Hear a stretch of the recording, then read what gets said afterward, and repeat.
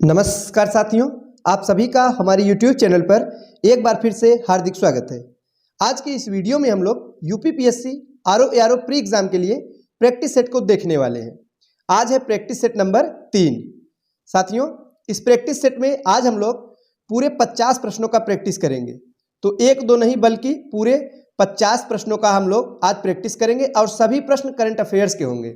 साथियों, current affairs के जो प्रश्न प्री एग्जाम में पूछे जाते हैं हूबहू वैसे ही प्रश्नों का आज हम लोग प्रैक्टिस करेंगे। सभी प्रश्न बेहद महत्वपूर्ण है और यहां से परीक्षा में प्रश्न पूछे जाने की पूरी संभावना है। तो चलिए शुरुआत करते हैं। ज्यादा समय हम नहीं लेंगे साथियों, जल्दी जल्दी प्रश्नों का प्रैक्टिस करेंगे जिससे कि कम समय में आप लोग 50 प्रश्नों का प्रैक्टिस कर सके। पहला प्रश्न है कि प्रधानमंत्री नरेंद्र मोदी ने दिव्यांग जनों के लिए देश के पहले हाईटेक खेल प्रशिक्षण केंद्र का उद्घाटन पूर्व प्रधानमंत्री श्री अटल बिहारी वाजपेयी के नाम पे कहां पे किया है? तो कहां पर किया गया साथियों? ग्वालियर में। याद रखिएगा, सही जवाब होगा ऑप्शन नंबर सी। तो हाल ही में प्रधानमंत्री नरेंद्र मोदी द्वारा ग्वालियर में साथियों किसका उद्घाटन किया गया? दिव्यांग जनों के लिए देश का पहला हाईटेक खेल प्रशिक्षण केंद्र का उद्घाटन किया गया। किसके नाम पर? श्री अटल बिहारी वाजपेयी, जो कि पूर्व प्रधानमंत्री हैं, इनके नाम पर उद्घाटन किया गया। तो नाम याद रखिएगा, सही जवाब होगा ऑप्शन नंबर सी, ग्वालियर। साथियों, आप भी हमारे साथ प्रश्नों को हल करते चलें जिससे कि आपको आपकी तैयारी का पता चलेगा। साथ ही साथ कोशिश करिएगा कि आपके ज्यादा से ज्यादा प्रश्न सही हो और अपना स्कोर कमेंट बॉक्स में बताइएगा।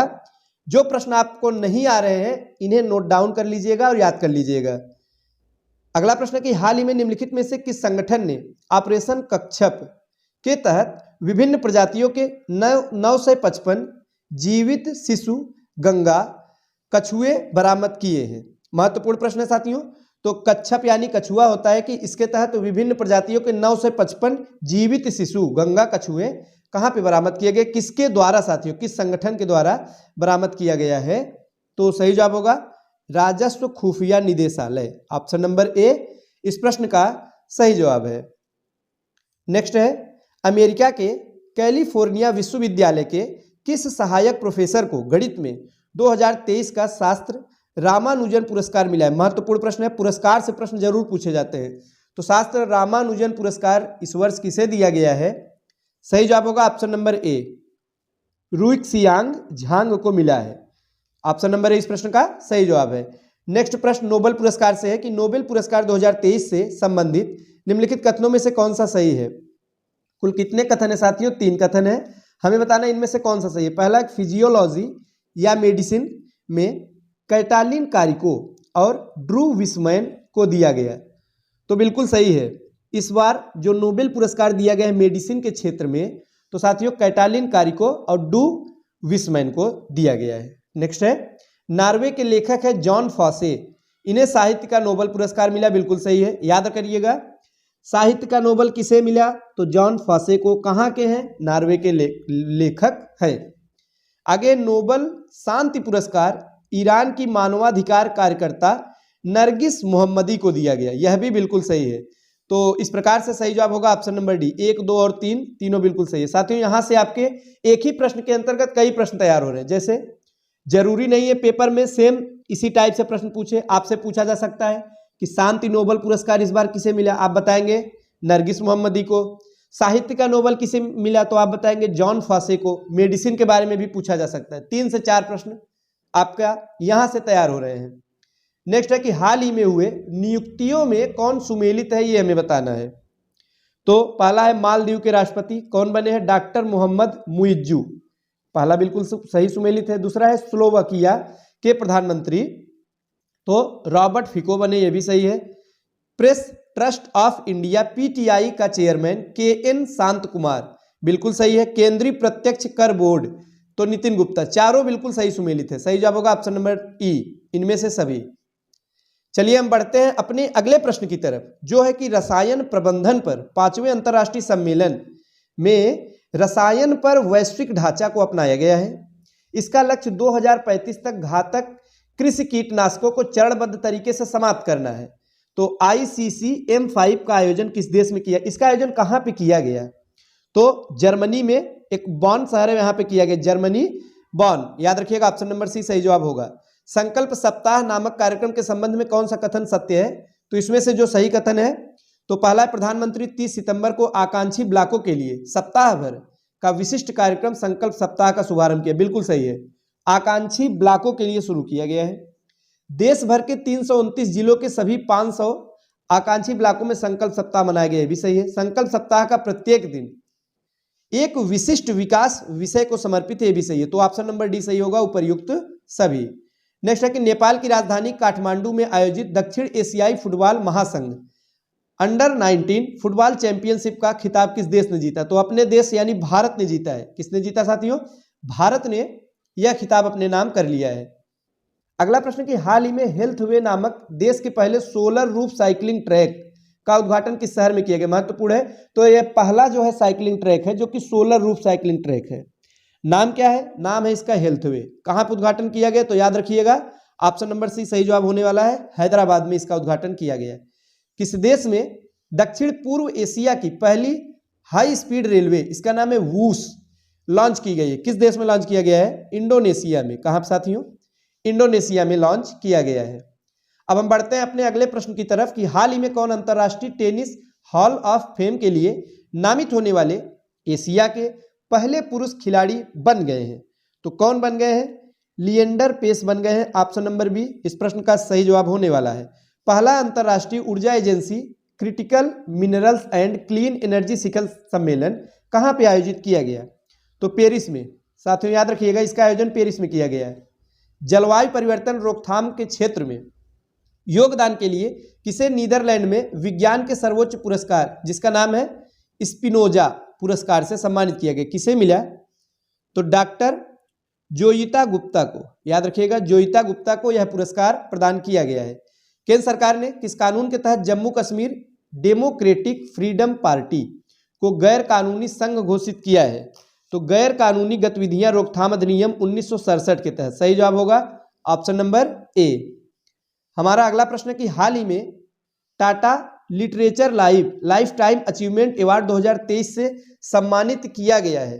तो किसे सम्मानित किया गया है यही हमको बताना है साथियों। तो CS लक्ष्मी अंबाई को, ऑप्शन नंबर सी। आगे की एशियन गेम्स 2023 से संबंधित निम्नलिखित कथनों में से कौन सा कथन सत्य है यानी सही है? दो कथन दिए गए हैं, चलिए देखते हैं। पहला है कि पुरुषों के 3000 मीटर स्टीपल चेज में स्वर्ण पदक जीतने वाले पहले भारतीय अविनाश मुकुंद सावले हैं। बिल्कुल सही है। दूसरा कि अन्नू रानी भाला फेंक में स्वर्ण पदक जीतने वाली पहली भारतीय महिला खिलाड़ी बनी है, यह भी सही है। तो ऑप्शन नंबर सी सही जवाब होगा। एक और दो, दोनों कथन बिल्कुल सही हैं। चौथा विश्व सांस्कृतिक महोत्सव का आयोजन किस देश में किया गया? कहां पे किया गया साथियों? तो अमेरिका में किया गया। याद रखिएगा इसका आयोजन अमेरिका में किया गया। कनाडा इंडिया फाउंडेशन द्वारा ग्लोबल इंडियन अवार्ड से सम्मानित होने वाली पहली भारतीय महिला कौन बनी है? तो कौन बनी है? सुधा मूर्ति पहली भारतीय महिला बन गई है। भारत के बाहर डॉक्टर भीमराव अंबेडकर की सबसे बड़ी प्रतिमा का अनावरण किस देश में किया गया? महत्वपूर्ण प्रश्न है साथियों, परीक्षा में पूछे जाने की प्रबल संभावना है। तो भारत के बाहर डॉक्टर भीमराव अंबेडकर की सबसे बड़ी जो प्रतिमा का अनावरण किया गया है वो संयुक्त राज्य अमेरिका में किया गया है, यूएस से। सही जवाब होगा option number A, statue of liberty. साथियों यह संयुक्त राज्य अमेरिका में इसका उद्घाटन किया गया। भारत के बाहर डॉक्टर भीमराव अंबेडकर जी की सबसे बड़ी प्रतिमा है। कहानी संग्रह कौतुक ऐप के लिए किसे हिंदी भाषा में बाल साहित्य पुरस्कार 2023 प्रदान किया गया? सूर्यनाथ सिंह को। किसे? सूर्यनाथ सिंह। भारत ने हाल ही में किस देश के साथ अपना पहला निवेश फोरम 2023 आयोजित किया? तो सऊदी अरब के साथ आयोजित किया गया है। किस शहर ने international council on archives Congress 2023 की मेजबानी की है? तो तंजानिया। किसने किया साथियों? इस प्रश्न का सही जवाब है अबू धाबी संयुक्त अरब अमीरात। ऑप्शन नंबर ए इस प्रश्न का सही जवाब होने वाला है। नेक्स्ट है कि किस देश की प्रथम महिला राष्ट्रपति डॉक्टर सामिया सुलूहू हसन को जवाहरलाल नेहरू यूनिवर्सिटी यानी कि JNU द्वारा मानद उपाधि से सम्मानित किया गया? तंजानिया। सही जवाब होगा ऑप्शन नंबर सी। नेक्स्ट है साथियों कि 19वें एशियाई खेलों में किस खिलाड़ी ने भारत के लिए सर्वाधिक स्वर्ण पदक यानी 3 स्वर्ण पदक जीते हैं? किसने जीता है साथियों? तो ज्योति वेन्नम ने जीता है। सही जवाब होगा ऑप्शन नंबर बी, ज्योति वेन्नम। तो आप भी साथियों साथ ही साथ प्रश्नों को हल करते चलिएगा और जो प्रश्न नए आपको लगे उन्हें नोट डाउन कर लीजिएगा। परीक्षा के समय बेहद काम में आने वाले प्रश्न साथियों, पूछे जाने की पूरी संभावना है। नेक्स्ट है कि हमास द्वारा अचानक किए गए हमले के जवाब में इजराइल रक्षा बलों ने कौन सा ऑपरेशन शुरू किया? महत्वपूर्ण है, बहुत ही ज्यादा महत्वपूर्ण प्रश्न है साथियों। तो ऑपरेशन आयरन स्क्वाड्स होगा। आप सभी जानते हैं वर्तमान समय में इस समय इजराइल फिलिस्तीन का जो युद्ध चल रहा है गाजा को लेकर साथियों, हमास आतंकी संगठन है, तो हमास द्वारा भी जो अचानक हमला किया गया था, तो इसके जवाबी कार्रवाई में इजराइल के सैनिकों द्वारा भी एक ऑपरेशन शुरू किया गया, उसका नाम है iron squads, operation iron squads. Hamas ने इजराइल पर अपने हमले का नाम क्या रखा है? ये तो हो गया इजरायली सेना का नामकरण, और हमास ने जो हमला किया उसका नाम है ऑपरेशन अल अक्सा। दोनों प्रश्न महत्वपूर्ण है। हमास ने जो हमला किया उसका नाम है ऑपरेशन अल अक्सा, और जवाबी कार्रवाई में इजराइल द्वारा जो हमला किया गया उसका नाम है ऑपरेशन आयरन स्क्वाड। इसके साथ ही साथ जो भारतीय वहां फंसे हुए थे, तो भारत सरकार द्वारा उनको वापस लाया गया किस ऑपरेशन के तहत? तो ऑपरेशन अजय के तहत। ये प्रश्न भी बहुत ही ज्यादा महत्वपूर्ण है। ऑपरेशन अजय के अंतर्गत भारतीयों को वापस लाया गया। 19वें एशियाई खेलों के संबंध में निम्नलिखित कथनों पर विचार करें। 3 कथन दिए गए साथियों, हमें बताना है कौन सा सही है। समापन समारोह में भारत के ध्वजवाहक PR श्रीजेश थे, बिल्कुल सही है। यह दूसरी बार है जब भारत ने ओलंपिक, राष्ट्रमंडल खेल और एशियाई खेलों सहित 3 प्रमुख खेलों में से किसी में 100 से अधिक पदक जीते, यह भी सही है। भारत ने हांगझोउ 2023 में 28 स्वर्ण, 38 रजत, 41 कांस्य समेत कुल 107 पदक जीते हैं, महत्वपूर्ण है। और पदक तालिका में चौथा स्थान प्राप्त किया। तीनों बिल्कुल सही है। आपके यहां से कई प्रश्न तैयार हो रहे हैं, सही जवाब होगा ऑप्शन नंबर डी, 1, 2, 3, तीनों कथन बिल्कुल सही हैं। अब हम बढ़ते हैं अगले प्रश्न की तरफ। एनिमेटेड सीरीज क्रिस, ट्रिस और बाल्टी बॉय भारत हैं हम के संदर्भ में निम्नलिखित कथनों पर विचार करें। 2 कथन दिए गए, हमें बताना कौन सा सही है। इसका निर्माण केंद्रीय संचार ब्यूरो, सूचना और प्रसारण मंत्रालय और ग्राफिटी स्टूडियो द्वारा किया गया, बिल्कुल सही है। इस श्रृंखला का उद्देश्य युवाओं को कम ज्ञात स्वतंत्रता सेनानियों के बारे में शिक्षित करना, यह भी सही है। सही जवाब होगा ऑप्शन नंबर सी। 1 और 2 दोनों सही हैं। भारत सरकार द्वारा अक्टूबर 2023 में इजराइल हमास युद्ध क्षेत्र में नागरिकों को स्वदेश लाने के लिए कौन सा अभियान शुरू किया गया? अभी हमने बताया था, इसके पहले वाले प्रश्न की व्याख्या में डिस्कस करते समय हमने आपको बताया था कि ऑपरेशन अजय के तहत भारत सरकार द्वारा इजराइल में फंसे हुए भारतीयों को वापस लाया गया। हाल ही में लॉन्च किए गए continuously operating reference station network का संचालन निम्नलिखित में से कौन करेगा? भारतीय सर्वेक्षण विभाग द्वारा किया जाएगा। फोर्ब्स की विश्व के सर्वश्रेष्ठ नियोक्ता 2023 में शामिल भारत का एकमात्र सार्वजनिक उपक्रम कौन सा है साथियों? NTPC है। अगला प्रश्न है, किस संस्थान की नेक्सकार 19 को भारत की पहली CAR-T सेल थेरेपी के रूप में केंद्रीय औषधि मानक नियंत्रण संगठन से मंजूरी मिल गई है साथियों? सही जवाब होगा IIT Bombay, option number D. आगे कि केंद्रीय स्वास्थ्य मंत्री द्वारा 14 अक्टूबर 2023 को किस राज्य के पहले मेडिकल कॉलेज का उद्घाटन किया गया? महत्वपूर्ण है। तो किसके द्वारा किया गया है? नागालैंड। तो साथियों कहां पे? नागालैंड राज्य का केंद्रीय स्वास्थ्य मंत्री द्वारा इसका उद्घाटन किया गया है। केरल राज्य के पहले 3D प्रिंटेड हाउस का उद्घाटन किस शहर में किया गया है? तो तिरुवनंतपुरम में किया गया, ऑप्शन नंबर सी। अक्टूबर 2023 में नई दिल्ली में NASC कॉम्प्लेक्स पूसा में आयोजित 4 दिवसीय अंतर्राष्ट्रीय अनुसंधान सम्मेलन का उद्घाटन किसने किया? तो राष्ट्रपति द्रौपदी मुर्मू द्वारा इसका उद्घाटन किया गया है। Asia Pacific institute for broadcasting development का अध्यक्ष किस देश को बनाया गया है? किस देश को बनाया गया है? भारत को बनाया गया है। हमारे लिए गौरव की बात है साथियों, सही जवाब होगा ऑप्शन नंबर डी, भारत। हाल ही में भारत की सबसे बड़ी पंप भंडारण परियोजना की आधारशिला किस राज्य में रखी गई है?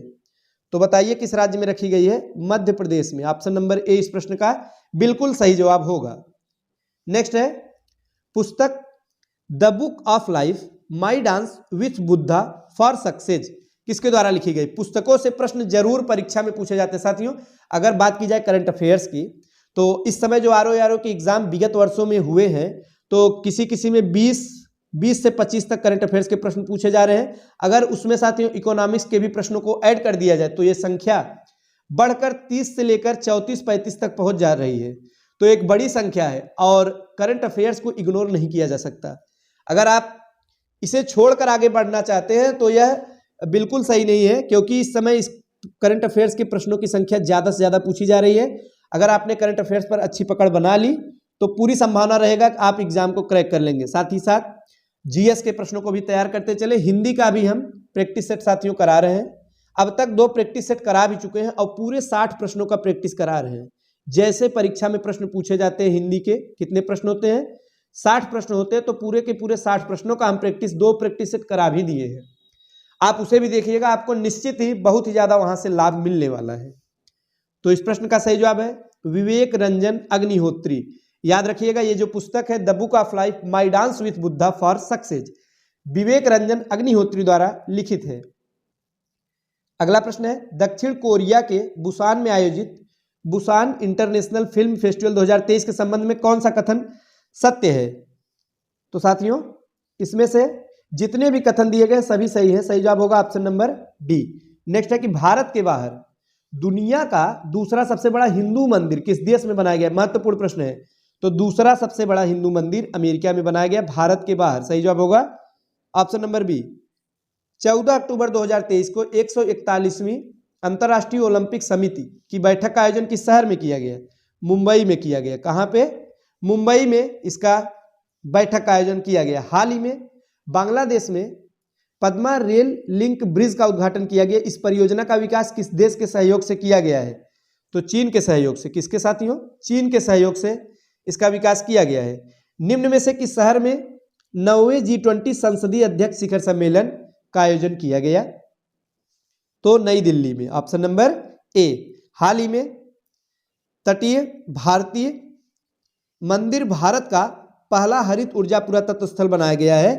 साथियों, काकतीय मंदिर भारत का पहला हरित ऊर्जा पुरातत्व स्थल। तो सही जवाब क्या होगा? Tamil Nadu. Option number D. Next है हुरुन इंडिया और 360 वन वेल्थ द्वारा संयुक्त रूप से जारी की गई इस हुरुन इंडिया रिच लिस्ट 2023 के अनुसार भारत के सबसे अमीर व्यक्ति कौन है? मुकेश अंबानी। जियो के मालिक साथियों रिलायंस के मुकेश अंबानी भारत के सबसे अमीर व्यक्ति घोषित हैं। 11वें सुल्तान जोहोर कप के संबंध में कौन सा कथन सही है? पहला 11वां सुल्तान जोहोर कप 2023 का आयोजन मलेशिया के जौहर में 27 अक्टूबर से 4 नवंबर 2023 तक आयोजित किया गया। बिल्कुल सही है। 11वां सुल्तान जौहर कप 2023 में जर्मनी ने स्वर्ण पदक जीता। ये भी सही है। भारतीय जूनियर पुरुष हॉकी टीम ने 11वें सुल्तान जौहर कप में कांस्य पदक जीता। यह भी सही है। बिल्कुल सही है सभी के सभी। सही जवाब होगा ऑप्शन नंबर डी। 8वां ब्रिक्स अंतरराष्ट्रीय प्रतिस्पर्धा सम्मेलन का आयोजन किस शहर में किया गया? महत्वपूर्ण अंतरराष्ट्रीय संगठन से संबंधित प्रश्न है और नई दिल्ली में इसका आयोजन किया गया। किसका? अंतरराष्ट्रीय प्रतिस्पर्धा सम्मेलन का। हाल ही में केंद्र सरकार ने देश में युवाओं के नेतृत्व वाले विकास को सुनिश्चित करने के लिए एक व्यापक सक्षम तंत्र के रूप में काम करने के लिए माई भारत की स्थापना को मंजूरी दी है। माई भारत का पूर्ण रूप क्या है? क्या है साथियों? तो मेरा युवा भारत। ऑप्शन नंबर सी, मेरा युवा भारत। हमारा आज का अंतिम प्रश्न है, प्रश्न संख्या 50 है कि प्रधानमंत्री श्री नरेंद्र मोदी ने किस राज्य के पंडित जवाहरलाल नेहरू स्टेडियम में 37वें राष्ट्रीय खेलों का उद्घाटन किया है? गोवा में किया गया इसका उद्घाटन। सही जवाब होगा ऑप्शन नंबर डी। तो साथियों, ये थे करंट अफेयर्स के कुल 50 अति महत्वपूर्ण प्रश्न। वीडियो अच्छा लगा हो तो लाइक करिएगा और ऐसे ही प्रैक्टिस सेट को देखने के लिए चैनल को सब्सक्राइब करें। हम करंट अफेयर्स के साथ ही साथ हिंदी का भी प्रैक्टिस सेट करा रहे हैं और जीएस का भी प्रैक्टिस सेट जल्दी कराएंगे साथियों। तो आज के लिए बस इतना ही। धन्यवाद।